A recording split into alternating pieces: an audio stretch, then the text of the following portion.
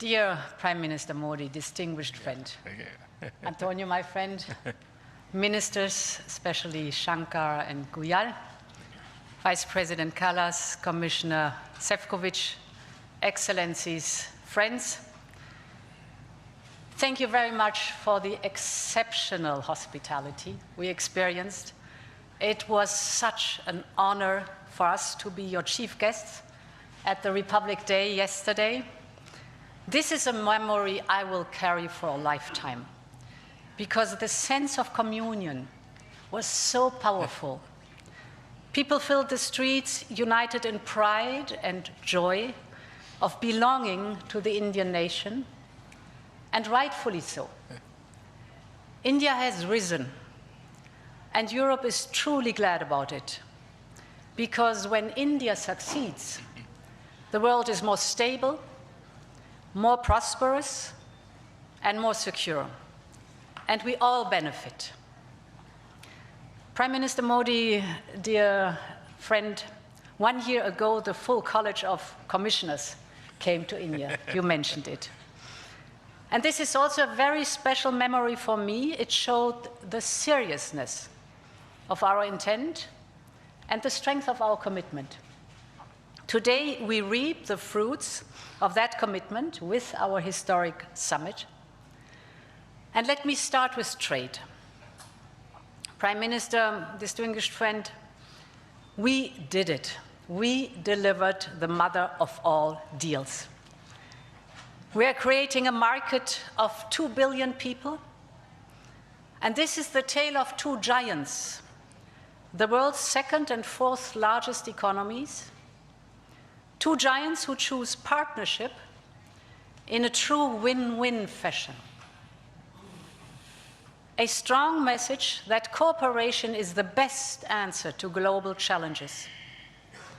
This trade will integrate further our supply chain and strengthen our joint manufacturing power.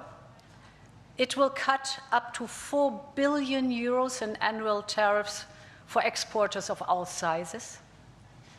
And it will create good jobs for millions of workers here in India and in Europe. At the same time, this agreement will build on the natural complementarity of our economies. It brings together Indian skills, services, and scale with Europe's technology, capital, and innovation. It will create levels of growth that neither side can achieve alone. And by combining these strengths, we reduce strategic dependencies at a time when trade is increasingly weaponized. We will discuss this and more at our first EU-India Business Forum later today. I want to offer a special word of thanks to the people who worked so hard to make this day a reality. Starting with the European Union's Trade Commissioner Maroš Šefčovič and his counterpart, India's Commerce Minister Piyush Goyal.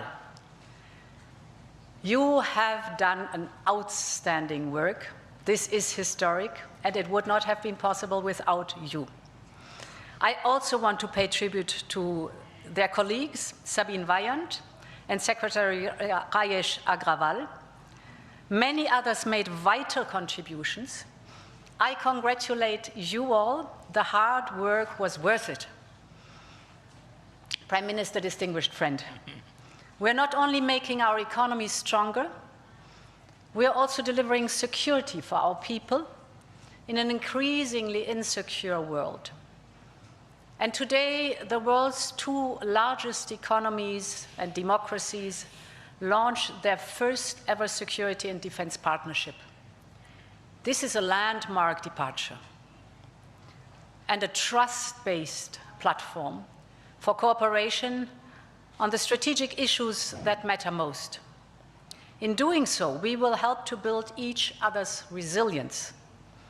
Europe and India have a long history of cooperation in the defense industry. Now we will enhance this teamwork even further. We will deepen our cooperation on maritime security, for example, joint naval exercises to tackle piracy. And we will step up our work on countering cyber and hybrid threats, which are getting more sophisticated by the day. And our partnership includes a dedicated dialogue on space security, from situational awareness to secure connectivity, and stronger cooperation on counterterrorism.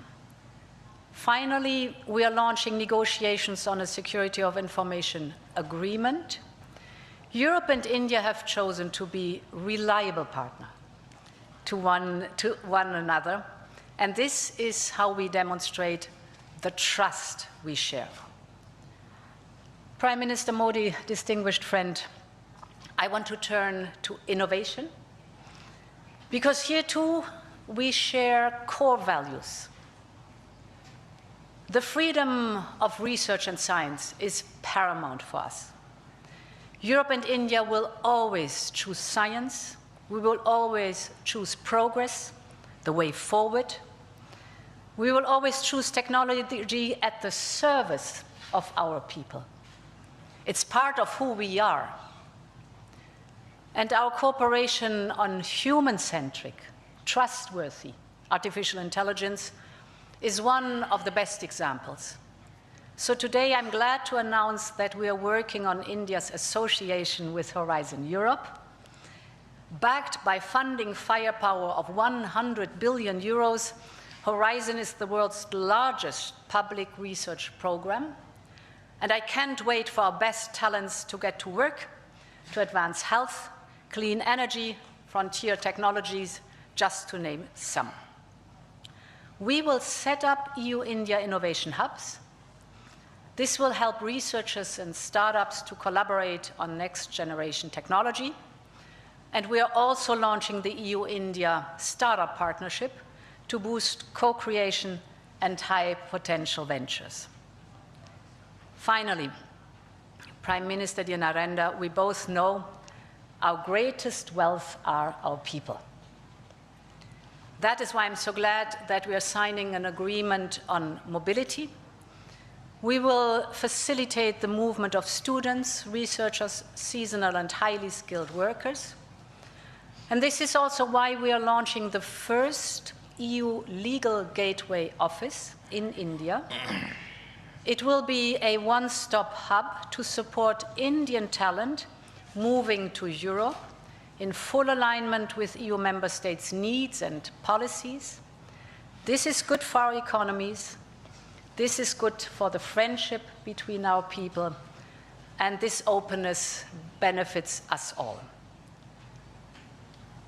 As we conclude this 16th summit, let me reflect on another event of deep meaning. 2 weeks ago, India marked Makar Sankranti. It's the beginning of Uttarayan, the sun's northward journey. From darkness to light, from stillness to growth, from what was to what can be. And that is what makes our summit so unique and timely.